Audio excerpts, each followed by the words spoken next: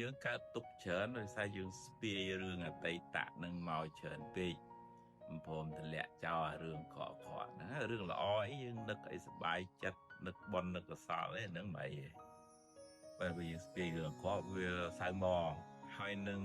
ភ័យរឿងដែលមិនទាន់មកដល់មិនទាន់កើតឡើងដេកភ័យដេកព្រួយក៏នាំឲ្យកើតទុកដែរ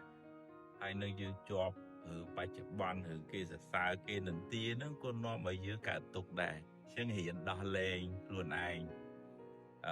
សេចក្តីទុកអតីតឲ្យវាកើតម្ដងបានហើយកុំឲ្យវាមកលងយើងច្រើនដងពេករឿងណាដោះស្រាយបានដោះស្រាយរឿងណាដោះមិនបានអានឹងធ្វើម៉េចទទួលថាវាយើងមានកម្មអញ្ចឹងចុះហើយរឿងស្អែកអនាគតចាំស្អែកចាំជួបតែសំខាន់យើងប្រឹងធ្វើការងារអី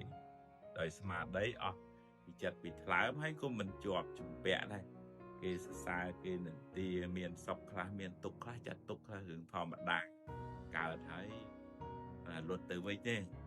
មិនទៀងទេទុក្ខក៏វាមិនទៀងនៅទុក្ខរហូតសុខក៏វាមិនទៀងនៅសុខរហូតដែរអញ្ចឹងអត់ជាប់នឹងរឿងហ្នឹងវាអត់មានកាវ500 102អញ្ចឹងពេលហ្នឹងវារសាត់ទៅគឺយើងមិនកើតទុក្ខដែរ